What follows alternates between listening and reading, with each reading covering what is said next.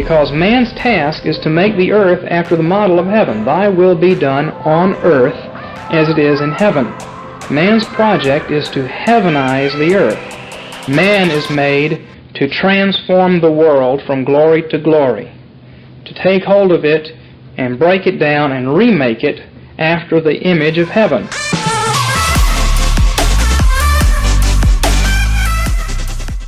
Welcome back to the Reformed Reset. My name is Grant, and joined with me, as always, is my beautiful wife, Ericha, the weaker vessel. Hello, everyone. If you want to get to know more about us, guys, go to takeholdstudios.com. You can follow us on social media. You can financially support us at patreon.com/takeholdstudios. Please subscribe on Rumble, where we are now. So if you prefer to leave the big tech of YouTube behind and you're on Rumble, then go find us on Rumble.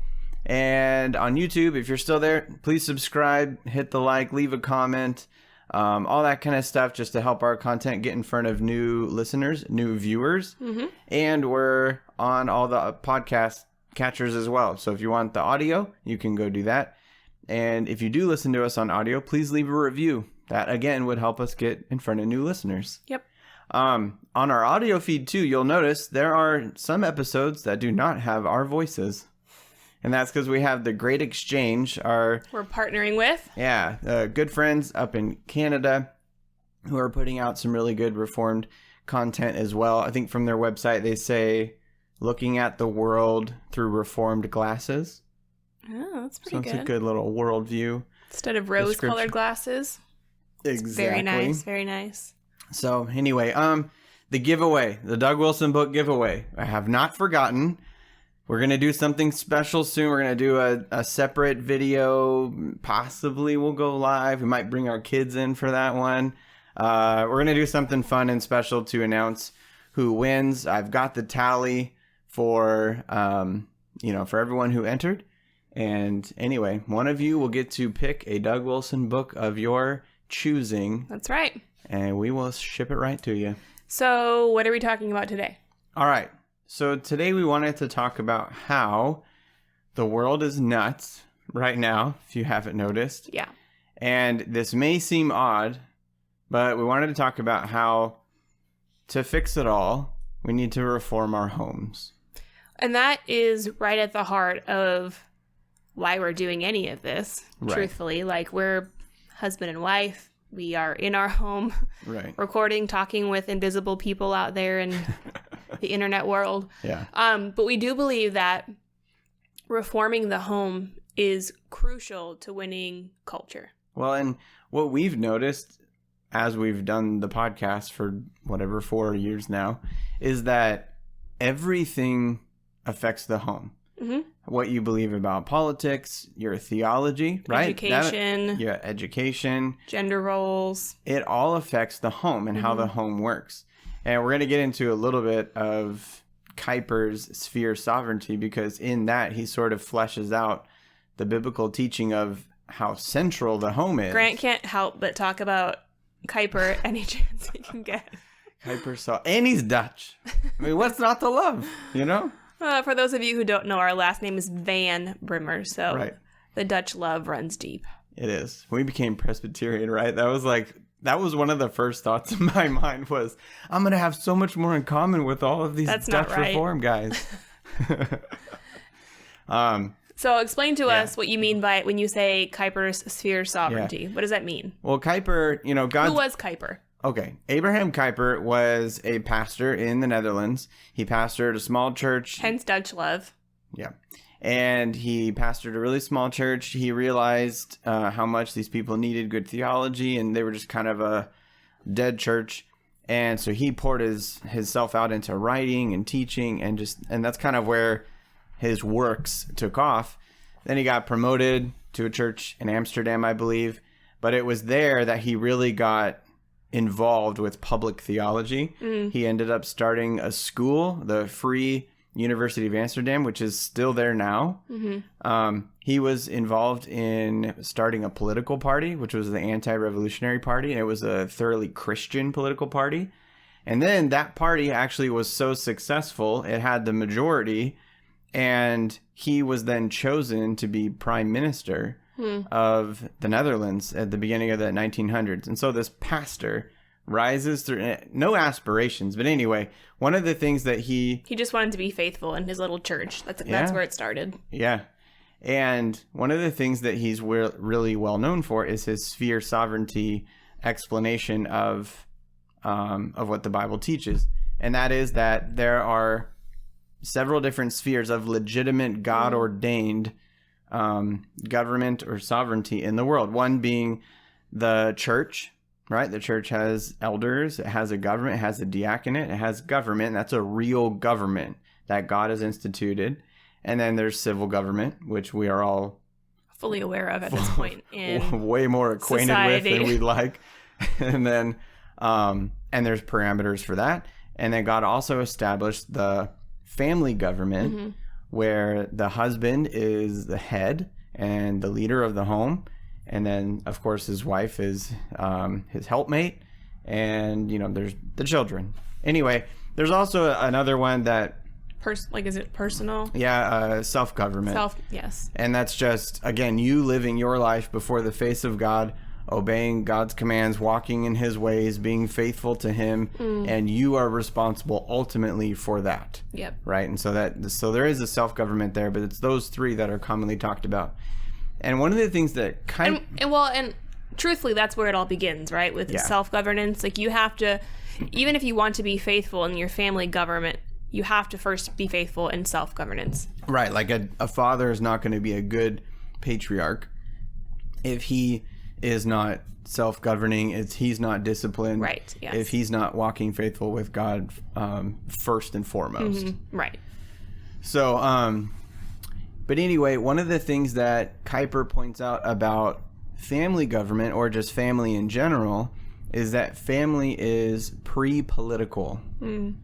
And what he means by that is you have to have families in order to even form a city or a village or a society in general. And so family government, in a sense, comes first, right? Adam and Eve and their family was first before there was another family. Right. And then as more families happened, then you had to come up with a civil government, which is totally fine and God ordained.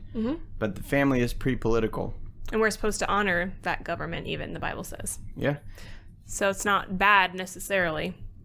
Nope. And so we were talking and we were just thinking, like, if you're going to fix civil government, I think we can all, like, Democrat, Republican, like everything in between, like all of us agree something needs to be fixed. We might disagree about like how to fix it, what should be fixed, but we all know it's broken. Yeah, there's no question that right now there's just significant problems going on. Like there's something in the cog here. Store shelves are just empty, and it has nothing to do with production necessarily. Yeah, like it's just because of bad policies. It's the government reaching into areas that it shouldn't, overstepping the bounds of its sphere. Yep. You know, reaching into healthcare, reaching into personal spheres, reaching into private businesses, and and then like with the need for people to work everywhere. You see now hiring signs everywhere.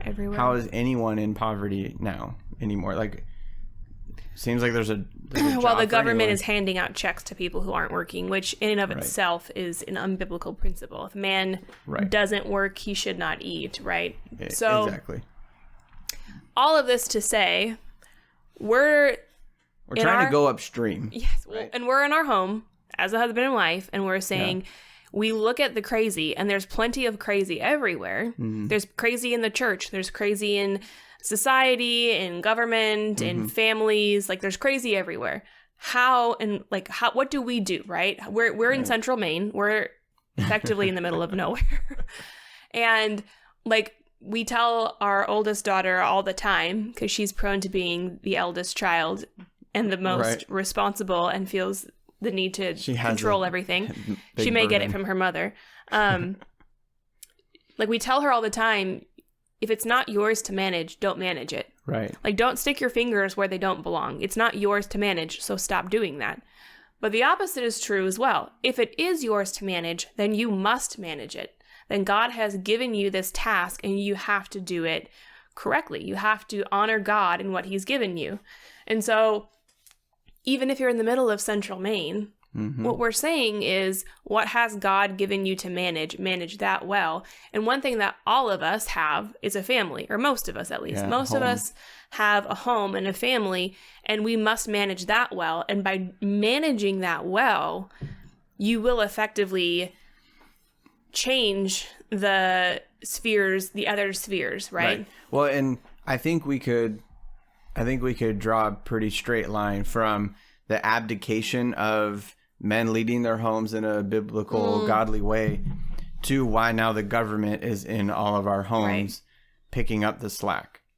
And so for like what you just said. And feminism, the rising of feminism. Yes. Yeah.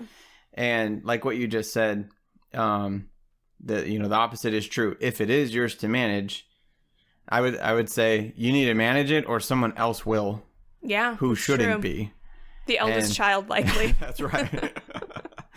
But like that's what's happening with the government stepping in, and even churches overstep their bounds, requiring things. Well, of and people they shouldn't have. how many pastors in the last 18 months have said you must wear a mask to worship here, or you have to socially distance, or you have to love the weaker brother, or you have to leave by away. being held hostage to whatever stupid whim they had in the moment, right? Yeah. Elders were requiring people to do things the Bible didn't give them authority to require of their congregants.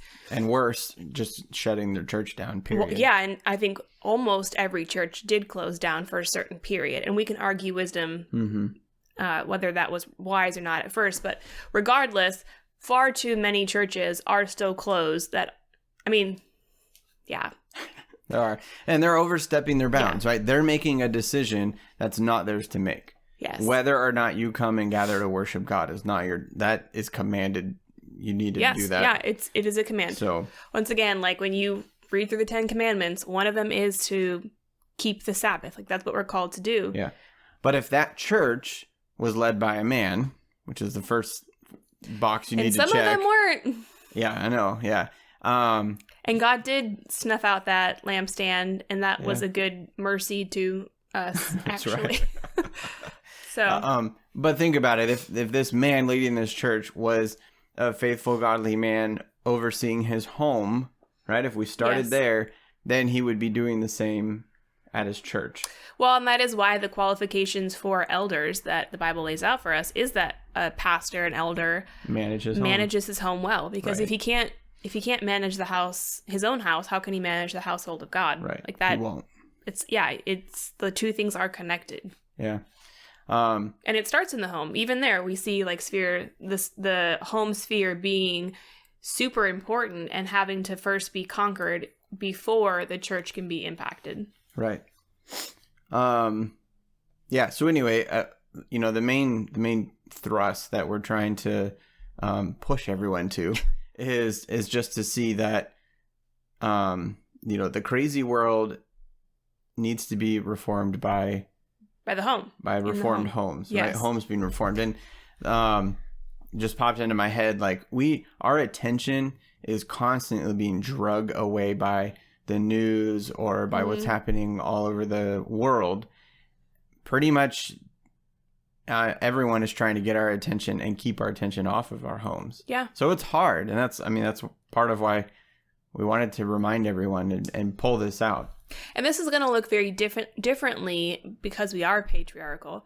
We believe that like how a man manages his home looks differently than how a woman manages her home. We're not saying that like husband and wife do the same things in the home either, because I think it is important when we say reforming the home means reforming gender roles first and foremost, I think, right? Because basically in society today, like even in most Christian churches, even in most Christian complementarian churches,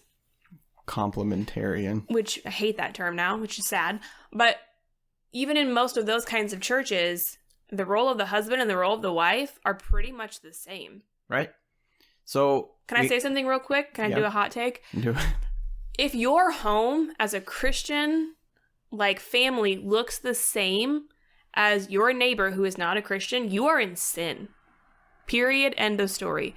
Like, if we were to look at your daily rhythms and routines and it looks exactly the same as your neighbor, there is something wrong there. Yeah, and even if Sunday morning there's 2 hours marked for church and the neighbor doesn't, but everything else is the same, Erica's comment stands.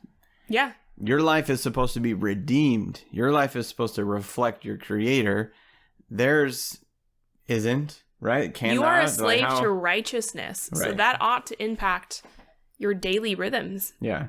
How you run your home. And so one of the things that needs to be reformed is, biblical masculinity, where we encourage men to be strong and we discourage them to be okay with being weak.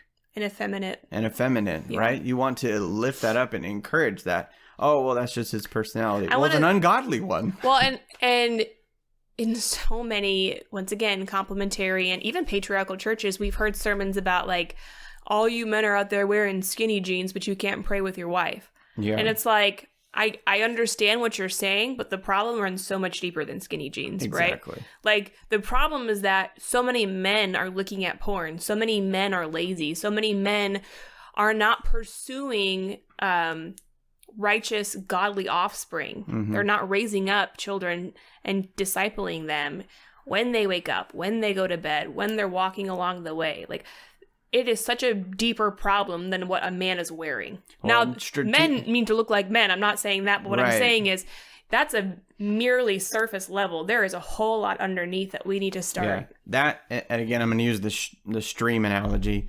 The skinny jeans thing is much farther downstream, right, from the real problem.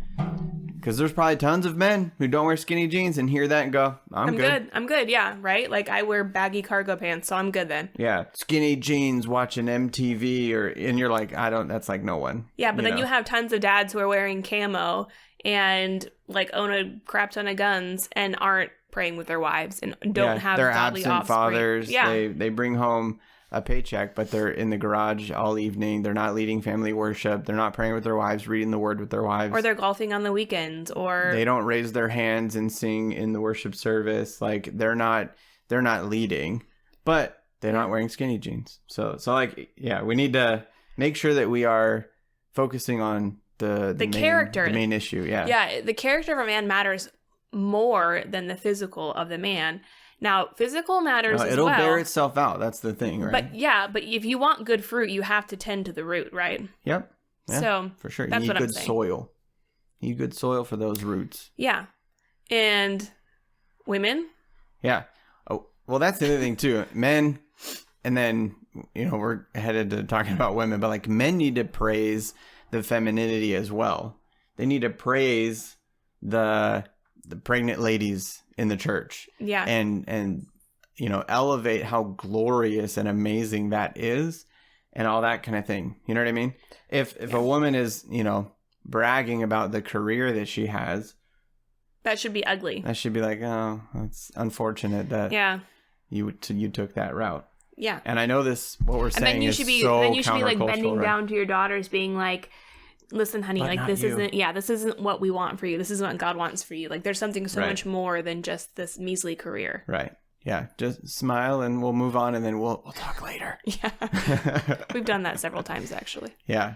But because that needs to be reformed. The biblical roles need to be reformed, and we need to stop adopting the world's ideas of what men and women... The feminist ideas. Because let's just be honest, that's what it is. And most of complementarianism is feminist. Well, and that our whole culture is feminized, and that's why boys are always the ones in trouble at school, because they don't just sit nice and, work well with their peers and keep sweet. Yeah. Men aren't supposed to be that way. They're supposed to be... Conquerors, protectors, adventurers. They're the ones supposed to be taking risks. Mm-hmm. But it's because they can handle...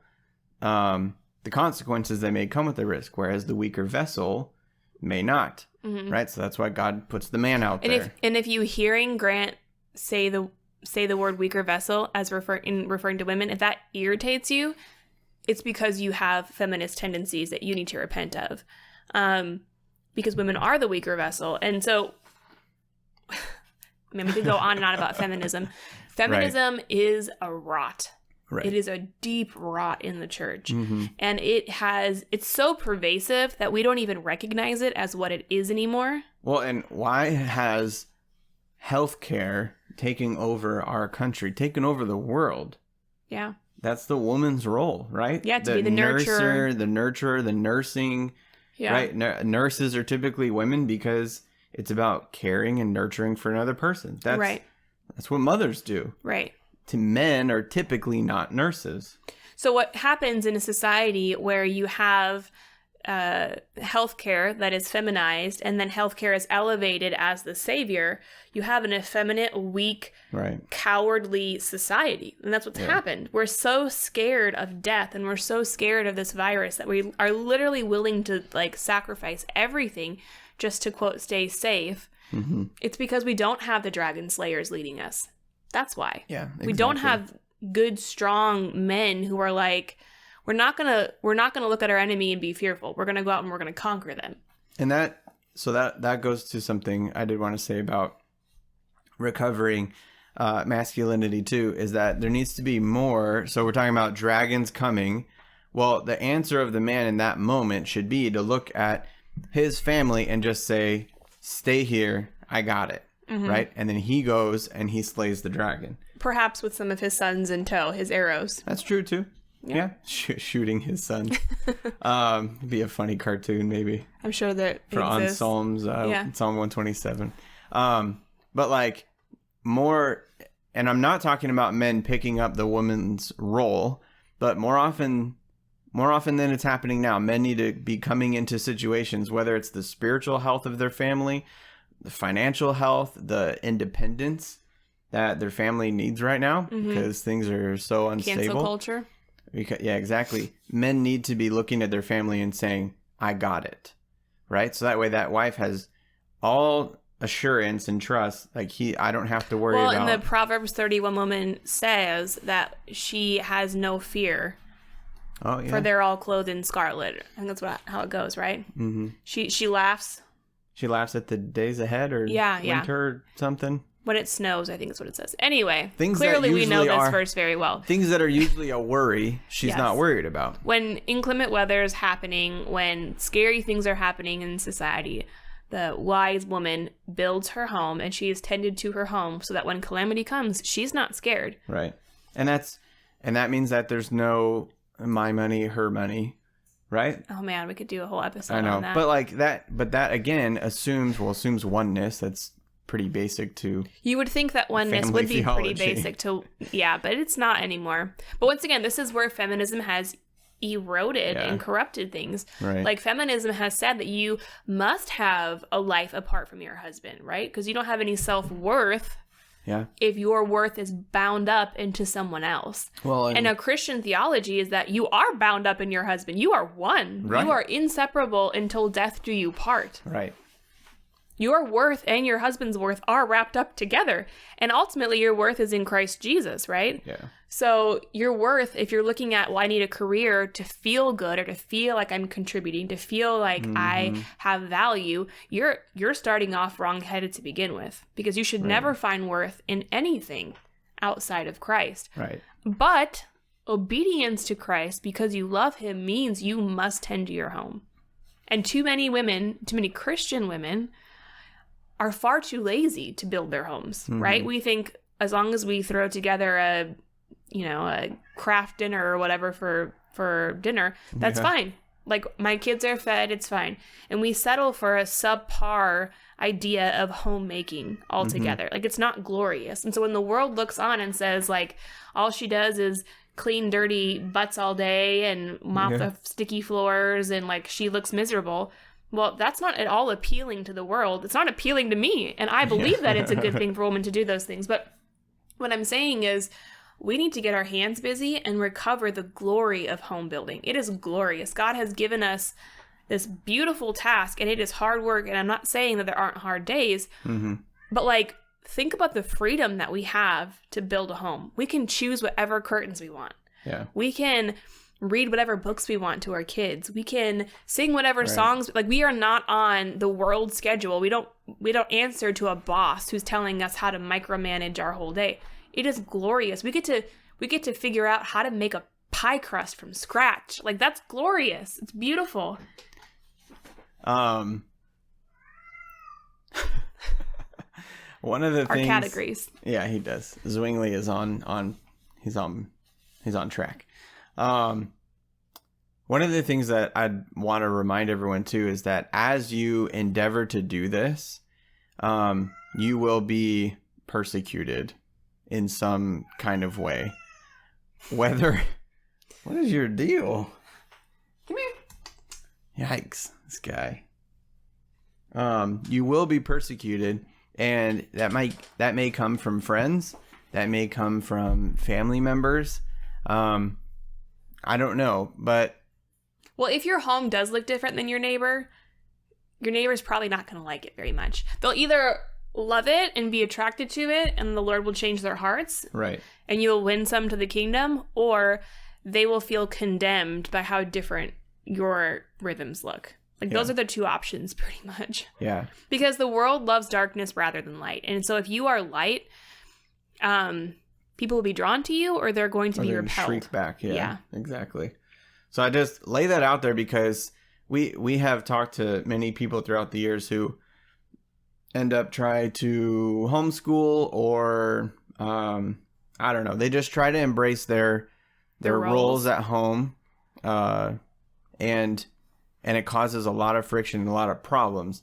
And usually it's a close friend of theirs, or a mom who thinks that homeschooling is ridiculous and that their daughter is inept or something. Yeah, or their daughter, telling her mom, I really just need to work on being more submissive, and the mom's like, what? Or I'll have to check with my husband before I make those kinds of plans, and people be like, what? Yeah, he is not your boss. You may do whatever you want. She's like, no, he's my boss. Yeah. So I just so that you're prepared, right? That that will probably come. So then when it does, you're like, I remember they said we have a series on our YouTube page that's called Theology of Family. Yes. And we go way deeper into like men, women, how to raise daughters, how to raise sons, all that kind of stuff if you're interested and you want to know more about what we're talking about. But ultimately, this is not exhaustive. Yeah. I'm sure we could have talked about certain things or clarified certain things better, but we just don't have the time. It's true. That's a long show. Ultimately, what we're saying is, if you embrace these roles, if you embrace being a masculine man and a feminine woman, and you raise your children to do the same, God has given you promises to your children. We're Presbyterian. That's right. Like, you have Christian children that you are raising in the Lord. Right. And that is how you will get stuff back on the shelves at Target. That's how you have godly politicians. Right. That's how you have city councils who aren't making stupid decisions. Yeah. That's how you balance a budget. That's how abortion will be outlawed. Like, you being faithful in the tasks that God has given you to manage, raising godly offspring to where they grow up and go to their prospective spots that God has ordained for them to manage.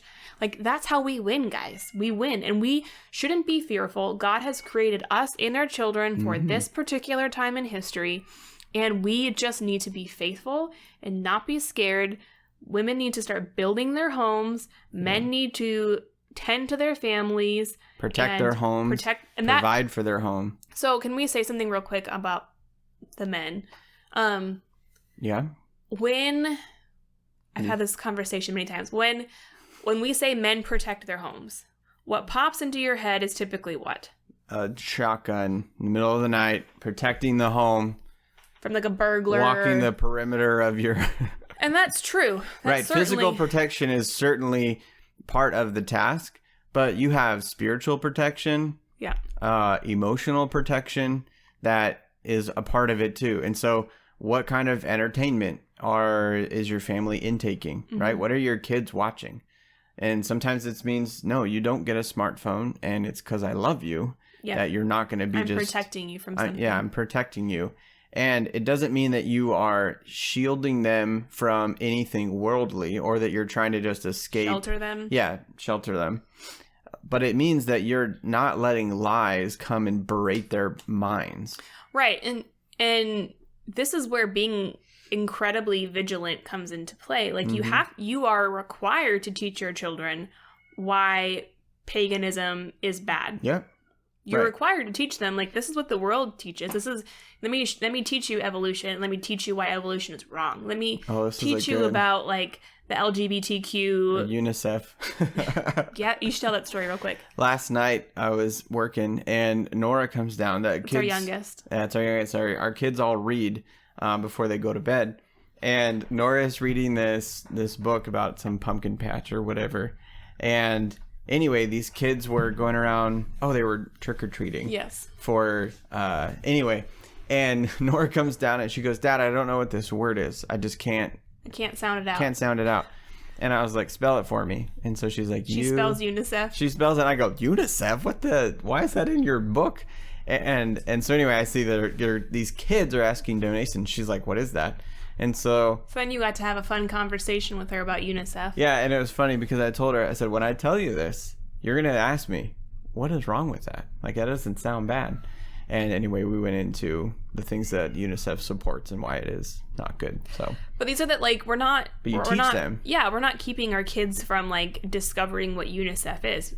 Or just telling them, oh, it's bad. We don't like that. Right. Because that's not enough. I know so many people my age from growing up, friends that I had that have walked away from the faith because that's the strategy their parents used was it's just bad, stay away. Right. Well, then they left the home and the world told them that's not bad, that's really good actually, and then they didn't know why. They didn't have the framework to argue against it. Yeah, exactly. Yeah. They weren't taught up in the paideia of the Lord, that culture, that fear and admonition of the Lord that Paul was telling parents to do. Mm-hmm. It's supposed to be a whole worldview. Right. So. And because you, as a Christian, have a biblical worldview, the correct worldview, you must impart that to your children. And by doing so, your children going out are going to just impact the world. It's just natural. Yep. It's just the way it goes. So, don't fear. No, don't fear. Be vigilant. Well, and we're post-mill, right? Yeah. So we know that even little things can produce big things because the little mustard seed grows up to be the biggest bush in the garden or biggest tree in the garden, right? Yeah. And it seems crazy, this little seed, and you just shove it in dirt. There you go. That's how kingdoms. The biggest bush, right? So the dirty butts and the simply, praying over your kids and your wife before you go to bed. These little things you think, that didn't accomplish anything. No, that's accomplishing the biggest tree in the garden. It's true. So. And grow it to learn to love it too. Like it's not enough to just obey. You must obey cheerfully. Yeah. And this is important. Like if you want your daughters, because right now I can hear people saying, well, I have like a 19-year-old daughter who wants nothing to do with being a homemaker. First of all, the Lord's not done with her yet. Pray for her. But we must obey cheerfully, and we must, as mothers especially, make it look glorious. This is what I was trying to say earlier. Like, okay, cheerfully obeying is important. It's not enough to just do the right thing with a crummy attitude, right? Yeah, and men too. Like when it comes to responsibility, if you obey, but the first thing that comes out of your mouth is, okay, and then you, I guess we have to do family worship, and then you go tonight. Get after it. Like that's. You're ruining any benefit that would have come from it, with that crabby attitude. I mean, no one wants to sit down to a beautifully set table with a gorgeous, home-cooked meal with a mom Candles who's lit. Screaming at everyone, telling them to sit down and enjoy this meal. That's right. Or you're going to get spanked. You shove it in your mouth and you love it now. Like, that's not really that fun, actually. I don't really want to be eating at that table. There's a disconnect somewhere, mother. Yeah, there might be a Bible verse about that too, right? I don't know. Yeah, no, the attitude in which we do all these things is definitely part of it. And because we're post-mill, we can do it cheerfully. Like, I know. It's not useless. We can laugh at the days ahead, right? We can, yes. So, anyway. Okay, that is, the tip of the iceberg, honestly. Yeah, we could go on and on. Go read some Abraham Kuyper. He's good. Very good. Lectures on Calvinism. Good book. But anyway, all right. Are you good? That's it for this one? I'm good. Yeah, that's it for this one, guys. Again, hit the likes and shares and do all that stuff to help us get this in front of more listeners. So anyway, until next time, take hold and reorder creation by first reforming your home. This has been the Reformed Reset. But on the basis of grace and on the finished work of Jesus Christ, the project is back and forth, and the destiny of a new transformed world is assured.